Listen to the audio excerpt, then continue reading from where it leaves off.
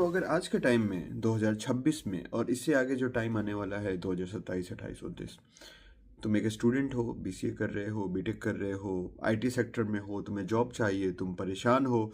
Already कुछ चीज़ें हैं जो तुमको परेशान कर रही हैं। कुछ लोग बोल रहे हैं कि एआई आ गया है, जॉब नहीं बचेगा, बीटेक करने का कोई फ़ायदा नहीं है, बीसीए करने का कोई फ़ायदा नहीं है। पहला तो ये कन्फ्यूजन अगर कहीं से क्लियर हुआ तो दूसरा कन्फ्यूजन ये है कि भाई कौन सा फील्ड बचेगा, कहाँ जाना है, क्या पढ़ना है। और कहीं से ये भी क्लियर हुआ तो तीसरा कन्फ्यूजन पढ़ना कैसे है। राइट। तो सुनो, आईटी फील्ड में कहीं भी तुम्हें जाना है, तुम्हें साइबर सिक्योरिटी में जाना है, तुम्हें वेब डेव में जाना है, या फिर तुम्हें एआई एमएल में जाना है, तुम्हें कहीं भी जाना है, मैं 5 बेसिक फाउंडेशन बता रहा हूँ। राइट। जो कि होना ही होना चाहिए, मतलब मस्ट है। उसके ऊपर तुम स्पेशलाइजेशन कर सकते हो। और अगर ये 5 फंडामेंटल्स नहीं है तुम्हारे पास, तो तुम्हें आईटी फील्ड में कोई नहीं पूछेगा। बहुत शॉर्ट वीडियो होगा। और तुम किसी से बात कर लो, कहीं पे भी सर्च कर लो, ये 5 चीज़ें होनी चाहिए, होनी चाहिए। और मैं स्टार्ट करूंगा सबसे सिंपल, सबसे पहला। और मे भी तुम में से बहुत लोगों को लगेगा कि ये पॉइंट कहाँ से आ गया, और वो है कम्युनिकेशन स्किल्स। दोस्त, आज से 5-6 साल पहले अगर तुम्हारा कम्युनिकेशन स्किल अच्छा नहीं है, बट तुम ठीक ठाक कोड लिख लेते हो, तब भी तुम्हारी जॉब लग जाती थी। लेकिन अब ऐसा नहीं है, क्योंकि तुम्हें पता है कि कोड अब एक बॉट लिख सकता है। राइट। तो इससे हुआ क्या कि बाय डिफ़ॉल्ट तुम्हारे कम्युनिकेशन स्किल्स का इंपॉर्टेंस बढ़ गया। क्यों बढ़ गया? क्योंकि जब जो भी कंपनी जब हायर कर रही हैं या आगे करेंगी, ऐसे लोगों को हायर करेंगी जो ज़्यादा क्रिएटिव हो। राइट। और जो क्रिएटिव लोग होते हैं ना, उनकी पहचान ये होती है कि उनका कम्युनिकेशन बहुत अच्छा होता है। राइट। तो अब जो एचआर होंगे, जब तुम इंटरव्यू में बैठोगे तो तुम्हारे कम्युनिकेशन पे और ज़्यादा फोकस करेंगे। और एनी है, बाय डिफ़ॉल्ट अगर तुम्हारा कम्युनिकेशन स्किल अच्छा है तो तुमको तुम्हारी ज़िंदगी में बहुत हेल्प करेगा, हर जगह हेल्प करेगा। That's the first thing. Second, सब लोग बोलते हैं प्रोग्रामिंग सीखो, कोई लैंग्वेज सीखो। मैं भी बोलूँगा हाँ सीखो, कोई भी एक लैंग्वेज उठाओ। लेट्स से तुमने जावा उठाया। राइट। अब जो कोर जावा है, जावा में भी बहुत सारे फ्रेमवर्क हैं, लाइब्रेरी है, मैं उनकी बात नहीं कर रहा हूँ, मैं कोर जावा की बात कर रहा हूँ। मैं एक लैंग्वेज का एग्जांपल दे रहा हूँ, एग्जांपल कोई भी हो सकता है। कोर जावा में तुम्हारे data types, operators, loops, if else, object oriented programming, file handling, ये जो कोर वाला पार्ट है ना, फाउंडेशन, इसको भाई प्रेशर कुकर में डालो, उबालो, पी जाओ। मतलब समझो, जब तुमसे कोई बोल दे ना कि भाई क्लास और ऑब्जेक्ट क्या है, तो मतलब तुम उसको सिखा दो कि वो बोले कि भाई कोई तो बताया। इस लेवल का तुम्हें इसकी नॉलेज होना चाहिए, फंडामेंटल्स इस नॉलेज का तुम्हारा होना चाहिए। और जब ये सीख रहे होगे उसी समय छोटे छोटे प्रोग्राम तुम्हें करने हैं, प्राइम नंबर चेक करना, डिजिट्स का सम निकालना, रिवर्स करना। इससे क्या होगा, तुम्हारी लॉजिक बिल्डिंग एबिलिटी डेवलप होगी। तुम्हें पता है ना, जब कोई भी हम नया काम शुरू करते हैं तो माइंड में उसके लिए मसल मेमोरी डेवलप होती है। और जिस चीज़ की मसल मेमोरी जितनी स्ट्रांग होगी, तुम उस काम में उतने अच्छे होगे। ठीक है। तो वैसे ही हम जब प्रोग्राम लिखते हैं, तो प्रोग्राम मतलब क्या, मैंने तुम्हें बोला write a program to check prime number.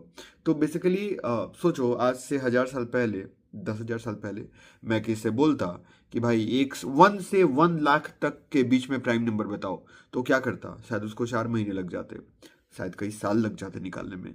आज तुम्हारे पास कंप्यूटर है, तुम एक सिंपल प्रोग्राम लिखोगे, बता देगा कुछ मिनट के अंदर। तो मैंने तुमसे बोला write a program to check prime number, तो एक प्रॉब्लम है प्राइम नंबर को चेक करना। अब तुम ये काम है कंप्यूटर से कराओगे, मतलब तुम एक प्रॉब्लम को सॉल्व कर रहे हो थ्रू कंप्यूटर। बात समझ में आया? तो जब ऐसे छोटे छोटे छोटे छोटे प्रोग्राम करोगे ना, 100, 200, 300, तो तुम्हारे माइंड में प्रॉब्लम सॉल्विंग एबिलिटी डेवलप होगा। नाउ, और तुम्हारा अगर ये क्वेश्चन है कि ठीक है, इसके लिए तुम लीड कोड पे जा सकते हैं, डीएसए का क्वेश्चन शुरू कर सकते हैं।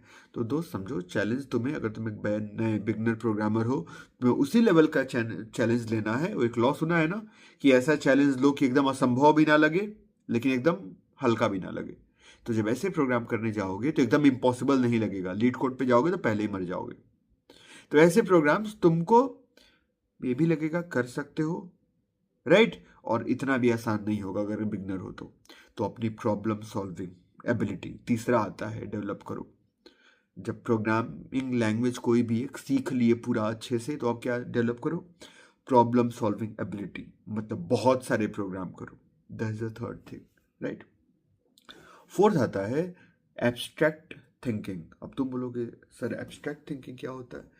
एब्स्ट्रैक्ट थिंकिंग क्या होता है कि जब कोई भी आइडिया जो फिजिकली भी प्रेजेंट नहीं है लेकिन तुम सुन के समझ गए कि सामने वाला क्या बता रहा है, इसको बोलते हैं एब्स्ट्रैक्ट थिंकिंग। अगेन अब जितनी भी हायरिंग होंगी कंपनीज पे फोकस करेंगी, क्योंकि देखो एक एग्जांपल देता हूँ एब्स्ट्रैक्ट थिंकिंग का मतलब क्या है कि मैं एज अ कस्टमर तुम्हारे पास आया, मैंने अपना प्रॉब्लम बताया कि यार सर मैं एक कैफे चलाता हूँ, मेरा ये प्रॉब्लम है, मैंने ब्रीफ में बताया और तुम सुन के पूरा आइडिया तुमको समझ में आ गया तुम क्या बताना चाहते हो, तुम्हारे माइंड ने तुरंत सारे डॉट्स को कनेक्ट कर लिया, राइट? इसी को बोलते हैं एब्स्ट्रैक्ट थिंकिंग। अब तो बोलोगे डेवलप कैसे होगा? जब तुम रियल लाइफ, जब ये वाला तुमने ये शुरू का जो 3 फेज है उसको पास कर, उसको कर लिया, तुमने कम्युनिकेशन स्किल पे काम कर रहे हो, तुमने एक लैंग्वेज एटलीस्ट कोर सीख लिया उसका, तुम प्रॉब्लम सॉल्विंग में 50-60 प्रोग्राम कर चुके हो, तो अब तुम थोड़े बड़े प्रोजेक्ट बनाओगे, ठीक है? और जब A to Z कोई भी प्रोजेक्ट बनाओगे तो बाय डिफॉल्ट वहां पे सारे डॉट्स को तुम्हें कनेक्ट करना पड़ेगा और वहीं पे डेवलप होगा तुम्हारा abstract thinking. Most of the लोगों का डेवलप नहीं होता क्योंकि कॉपी कैट होते हैं। सब ई कॉमर्स बना रहे तो मैं भी बना देता हूं, वो अपना कुछ आइडिया लेके आते ही नहीं है, कुछ क्रिएट ही नहीं करते हैं। तो दैट्स द फोर्थ वन, और वो क्या है? Abstract thinking. फिफ्थ और आज के टाइम में सबसे इंपॉर्टेंट, प्रॉम्प्ट इंजीनियरिंग। ध्यान सही सुना तुमने, प्रॉम्प्ट इंजीनियरिंग। अभी तुम जीपीटी से जैसे बातें करते हो ना, कुछ भी लिखता है कुछ भी बताता है, नहीं भाई, प्रॉम्प्ट भी लिखने का तरीका होता है। एक इमेज जनरेट करना है, एक तुम जनरेट करोगे और एक प्रॉम्प्ट इंजीनियर जिसको पता है प्रॉम्प्ट काम कैसे करता है वो जनरेट करेगा। जमीन आसमान का अंतर होगा दोनों इमेज में। तो प्रॉम्प्ट इंजीनियरिंग सीखो, ये फ्यूचर है, सीखो, ये ऑप्शनल नहीं है। ये 5 चीजें तो कर लो, आईटी फील्ड में आए हो ना, आते ही ये 5 चीजें कर लो। अब इसके आगे स्पेशलाइजेशन का सोचना कि तुम्हें वेब डेवलपमेंट में जाना है तो ठीक है, वेब डेवलपमेंट सीखो, साथ में एआईएमएल तो सीखना ही पड़ेगा, वो तो ऑप्शनल नहीं है। तुम्हें एआईएमएल में ही जाना है तो उसको सीखो, कोई दिक्कत नहीं है। तुम्हें साइबर सिक्योरिटी में जाना है, बिल्कुल उधर जाओ। स्पेशलाइजेशन बाद में आता है, पहले 5 फंडामेंटल्स आते हैं, इन पे काम करो।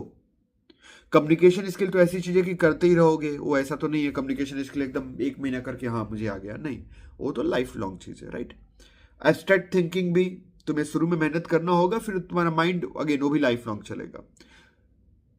प्रॉब्लम सॉल्विंग एबिलिटी शुरू में 3-4 महीना कॉन्शियसली तुमको एफर्ट डालना होगा और फिर ओवर द टाइम उससे तुम बेटर होते जाओगे।